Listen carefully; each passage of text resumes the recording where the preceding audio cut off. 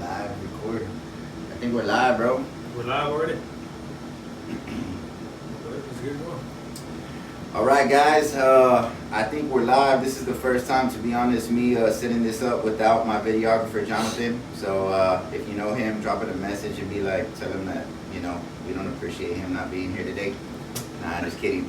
But I'm going to stop saying the episodes, guys, because eventually I'm going to lose track and I'm probably going to get it wrong. I think this is episode 12, but yeah, for future reference, I don't think I'm gonna be saying the episode. I'm just gonna mention what guest I'm with, what guest I'm having in on a particular day. And today I'm with my boy Edson De Leon. Edson in the house. Hey, what's up, Edson? What's going on, guys? So this friend that I have right here, I've known him since, man, bro. When did we meet each other? Man, I want to say it was 2008, 2009, Garza West, Garza East. Yeah. Garza East. Man, that's right, bro. The first time that I went in was 2008, 2009. That's when we met, man. Yeah, youngsters. I'm talking about 19, 18, 19, right? Yeah. Young. And I spent me and him. We both went down twice, right? Twice. We both have a similar story. I got out. Got in trouble 3 months later, went back in May 2009. So I did, I think from February 2008 to February 2009 was my first bid or whatever. And then I got out, was out 3 months, and went back in May. Crazy story. And then you went back in. You stayed out 3 months. I stayed out for a month. Went back in. Yeah. Yeah. And I went back in with a 5-year, and you went back with a 6-year. Crazy, bro. And then crazy. And then I saw you at Roach Unit in Childress. Roach Unit. That's why I saw you again. Yeah. Roach Unit. Yeah. And then you followed me, and I saw you in Connolly Unit. Connolly Unit, bro. Yeah. Small world. Bro, so how much did you do on that 6? On that 6, I did 5.5. I got out in February. I discharged in July. So I did about 5.5 on that 6. So you spent pretty much, including that 1 month that you were out, because that's really nothing. Yeah. You did a total of how much time? From what, 19 to 26 or what? I went in when I first turned in, when I turned 18, and I got out when I was gonna turn 19. I got out in June 6th of 09. And I got locked up back again July 22nd of 09. So I was out maybe about 43 days, 2 days after my birthday. 2 days after my birthday, I got locked up. And I wasn't out there much, man. I was still young. So since I was 18, so 18, 19, 20, 21, 22, 23, 24, 25. I got out when I was 25. I was going to turn 26 that year. I was going to turn 26 that year. So pretty much all my good years, man. 20s, bro. Bro, both of us. Both of us. The prime of our life. The primes, bro. And there we are eating ramen noodles. Ramen noodles, beans, and yo, man, we don't want that life. We out here eating steak, shrimp. We eating the good shit now. Look. Yeah. Yeah, for real. Shoot, amen to that. I love shrimp. I mean, and steak. Bro, so tell me a little bit, man, because I don't know too much. I don't know too much about your personal life, bro. Just kind of what we've been through and stuff, and you know, I know a little bit of, you know, basically while we were locked up together, man. And even then, we weren't in like the same pod or the same dorm or anything like that. So, what do you think was it that got you to the point where you ended up going to jail, bro? I think the point that got me there, man, is hanging with the wrong crowd. Being with the wrong people, man, being young, not giving a damn, being raised with people that had the same mindset that I did when I was young. We were just out wilding, doing what we wanted, man, just pretty much doing what we wanted. And I think that's what led me into prison, hanging with the wrong crowd, bro, being with the wrong people and things like that. Now that I look back on everything, man, and now that I actually sit back and watch you know, like it's like when you're watching a game, you sit back and you watch you see it from a different perspective. And a lot of things, man, just I look back at a lot of things that I did, and I'm like, in my head, I stay thinking like, what were you thinking at that moment? What led you to actually do the things that you did, you know? Like if I knew what I knew now, I would have never done that. You feel what I'm saying? Yeah. So it's crazy, man. Everything's, I reflect on everything. And the good thing is that you learn from all this. You learn from all of this, and it's always going to be there, man. If you want to go back to the same ways, hey, there's always two roads to a path. There's always two roads, man. And I think now I'm at the point in my life where I'm just, hey, I'm trying to take that other road. I'm trying to take that other path. You know what I'm saying? Like I'm trying to slide back from everything that I did and just do the right thing, man. That's where I'm at right now. So you said if you would have known now what you knew then, you never would have done it. What led you, or how did you develop that mentality, or was it just a lack of, right? Like a lack of knowledge, a lack of wisdom. It's not that I developed any particular, it's just I didn't have any type of developed, mature understanding of stuff. Was that it? That's exactly what it was, man. You know, everybody's young at one point. Everybody's young. Nobody knows it all. You never will. You're always gonna learn something every day, and I would say that has something to do with it as well. Just the lack of knowledge, the lack of everything, man. A little bit of my upbringing. I mean, I think everything plays a part in what led me to those situations. You know, the type of environment that I was in, the things that was going on at the time. Just everything around you has an effect on you. Everything. How did you grow up? Did you grow up like in a hood, a single family household, or how was your childhood? I grew up with both my parents, man. It was a little rough. I had a rough childhood and stuff like that, and it kind of just I wouldn't be at home, man. I was raised with some of my friends, and I could say they were the influence in my life to maybe not do the stuff that I did, but it's I would want to say that I kind of got the bad life with them. Yeah. Not like a bad life, but just doing the fucked up shit that I did. You know? Yeah, man. And what was it that kind of, cause I feel like for me, bro, like there was actually, like, you know, it's just like you said, there's always two roads you can go down, and it was a series of crossroads, man, like forks in the road where I was like, all right, I'm gonna go down this road and I'm gonna go down this road. But I certainly feel like there was one particular crossroad where on one end it was kind of doing my best to be a righteous and good person, basically, you know, even though nobody does that perfectly. And then there was this crossroad where I was like, man, if you go down this road, you can intentionally do bad things, right? But you can do it for whatever particular reasons you have in your head at that time. And I feel like there was an actual moment in time where I took that road to intentionally do bad things, but it was for a couple of different reasons. One of them because I feel like it was a glorified lifestyle. I felt like, man, girls like, not necessarily the troublemakers, but they like the risk takers, you know, they like the quote unquote bad boys, or they like guys that are bold and stuff.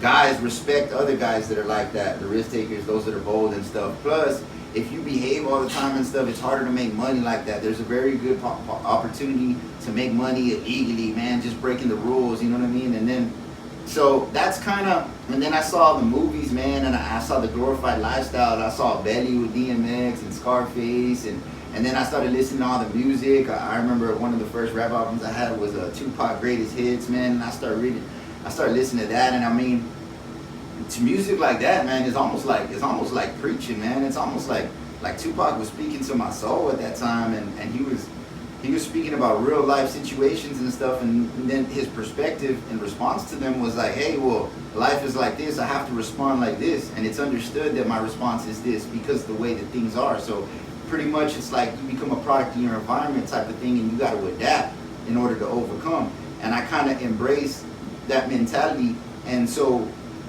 it was that choice to do that, like, all right, this is what I'm going to do, this is why I'm going to do it, because I need to adapt and overcome, and the way that you adapt and overcome is by doing it. That's the decision I made. Did you come to like a similar type of decision like that? I would say it's similar, you know, in a way it was similar. It's like I said, everybody, you as a person, growing up, you always know right from wrong. You always know what's right and you always know what's wrong. At the time, like somebody being younger and things like that, you don't give a damn. You don't give a damn about much because you ain't got much to lose. You're growing up. You really ain't got much to lose when you're young. And not just that, man, but it's like you say, yeah, you're influenced by everything around you, as far as everything goes, anything. Just and what I can say, man, is just, I mean, just everything, bro. Just like, just everything, man. Everything has a everything plays a part in your life. Yeah. Everything that you're around or things like that, everything plays a part in your life, bro. So yeah. All right. So then leap into the later half because you said I wouldn't have done a lot of the things that I did then if I would have known what I know now. What do you know now? What is it that you understand about life now? And maybe you can get as general or as specific as you want to get with it, and then maybe you can reference any particular situations that happened that you learned from. I would have said, what I was saying, I would have done a lot more wise choices, man. A lot more wise choices. Instead of, it's like I said, life has a path, right? But how would you explain that to the younger you? Because you could tell a young person, hey man, make wise choices, and they're like, bro, what are you like? Okay. What I mean by that is like for example, nowadays, like my parents are both Mexican, right? They're both Mexican and they're both like they didn't know coming over here working and things like that. I mean, they pretty much they were just old school Mexican parents. You know what I'm saying? And like nowadays, you got a lot of people. Like if I knew back then about taking off to the refineries, oil fields, things like that, maybe I would have jumped into something like that. And if I would have jumped into a job like that at 17, 18 years old, it would have led me away from all the shit that I went through. But at the same time, I'm thankful and I'm grateful for all the shit that I went through because I wouldn't be where I'm at now if it wasn't for that. Yeah. You know, if I would have taken a different path, who knows? Maybe I would have fucked up later in life. Maybe I would have done something worse or I'll never regret what I've been through. But I know if I would have led through the right path, took it off, go to work, make money, try to build, maybe I mean who knows where I would have been now at this point in my life. But I know I'm at a good point now, and just keep pushing forward, bro. That's true, man. That's a good point, bro. I mean, sometimes it's not necessary that you embrace this perspective or this road that you want to go down. It almost feels like you go down this particular road because, well, you just got to keep walking. It's like that's the way life is. It's like you can't stop in life. Like you got to keep walking. You got to keep walking somewhere. So it's almost like there's a lack of options and directions in which you can walk, man. And I could resonate with that because I remember when I was in high school, bro, I was super into sports, man. And I remember the assistant coach for the Wesco Panther baseball team. It was initially Coach Mireles. I think it's still set now as the head coach, but Mireles told me he wanted me to go try out for varsity my freshman year, which I had every intention of doing. And then I remember I went to a basketball game and I got caught with like rolling papers, man, zigzags or whatever. Perfect. Well, this is what happened. I went to the basketball game and I smelled like weed, and they told an administrator who was an assistant principal who was on the campus, and then he had my car searched, and in my car they didn't find no weed, but they found zigzag, and they ended up charging me with like some paraphernalia. Was this high school? Yeah, high school. You had a car? My dad was loud. My dad. Hey, I'll tell you something, bro. Like not to cut you off, but like that's something I wanted to do growing up, like going into sports and things like that. And it's just when I was young, I would like to smoke, drink, and all kinds of. I started early. I started like at 15, smoking, drinking, and all kinds of shit. And I think that's kind of where I led astray from, you know. Yeah, I mean, where else do you go from there? I mean, that's what you're doing, smoking and drinking. And that's all you're around, you yeah. know? Like that's smoking, drinking, getting fucked up, doing this, doing that, you know? It's like everything. The people hay un dicho, güey, in español, right? That they say, dime con quién te juntas y te digo quién eres. Yeah. Like, so show me who you hang with, and I'll tell you who you are. Yeah. And that's bro, that's so true. I remember my grandma used to tell me, what did she say? Te cuestas con perros y te levantas con pulgas or something. Yeah, right. Te duermes con perros, te levantas con pulgas. Yeah, like if you sleep, the English translation is if you go to bed with dogs, you wake up with fleas. Yeah, man. And it's true. It's man, true, it is true, man. And I didn't want to accept that when I was a kid, man. I felt like my friends were, man, I had love for them, bro, in a different type of way. You know what I mean? Yeah. The love was definitely there. The love, you can't deny the love. But at the time, it's like I said, you're kind of trapped in you're kind of misled in a way, right? And it's like you growing up, like you were telling me, we were talking, me and you yesterday, and you were telling me a story about some dude in Wesley who's who he ended up killing. He's gangbanging, whatever, doing, riding with the set. He ends up killing somebody, right? Yeah. He ends up killing somebody. He gets all this time in prison, man. Where is people now? He's putting in work for this set and all this, that. Well, where are they at now? You know, where they at now? And that's kind of with life. Like, eventually everybody grows up, everybody does their own thing, everybody has kids, and if you're still on that mindset, man, it will get you nowhere. Yeah. It will get you nowhere, bro. But yeah, so let me tell that story right now for our listeners real quick who didn't. So me and Edson, when we were planning to come here today, which was today's Wednesday, so we were talking Monday night, and I was just touching with him on the things that we wanted to talk about. So I remember this story when I was in Connolly unit, that I had a conversation with somebody who was a Latin King. I think he was still actively Latin King at that time, like technically. And he was out here in the valley. He was from Wessico, and this is back in the 90s. And he was involved in a murder of a rival gang member. I think his name was Bonkers. But anyways, so he got locked. I think he got a 40-year sentence for that murder. He was a teenager at the time, and so I ended up being locked up with him. Now in prison, the dynamic of prison, or the nature of prison, is that there's not too many Latin kings in prison. They're scattered around, they're here and there, but there's pretty not enough numbers of them to really be active in any type of way that, how would you say it, bro? Like, there's just not a lot of them. They're not, there's not many that'll go in there, and if they are, they really just keep to themselves and don't say much, don't do much, because they really don't, you know, they're a minority. They're a very minority population. So what happens in there is that many of them, they just assimilate to another gang, a bigger gang, a gang that is more prevalent, or has more of a population in the prison system, be it Mexican Mafia or Texas Syndicates, or, I mean, there's a lot of them, right? Or they go with end up being gangs that are more to their local location, right? So if you're from the Valley, they might be assimilated to the Bayucos. If you're from Houston, a Latin King from Houston, you might get assimilated to the Tango Blast or the Houstones or whatever. So that's the way it is in there. So what freaked me out is that this individual, he ended up staying a Latin King, but just knowing that a lot of your ex-homeboys who were Latin Kings end up assimilating to the Bayuco, and a lot of who the rival gang was at that time was the Treses, right? So he shot a Trece. A lot of Treses end up getting assimilated. I know probably Treses more than Latin Kings. I know a lot of Treses that ended up becoming Bayucos.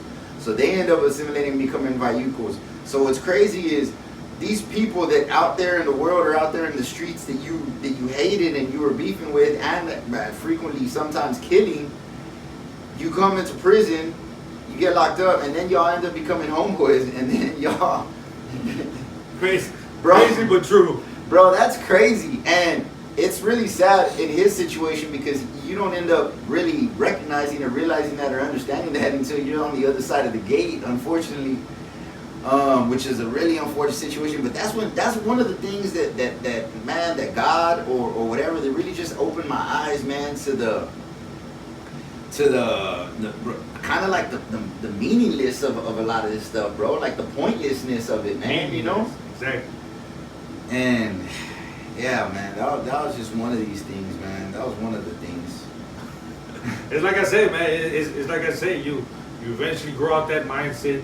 You realize that things aren't the way they are, and you, like in your situation, you were in there and you realized something, and you said, you know what?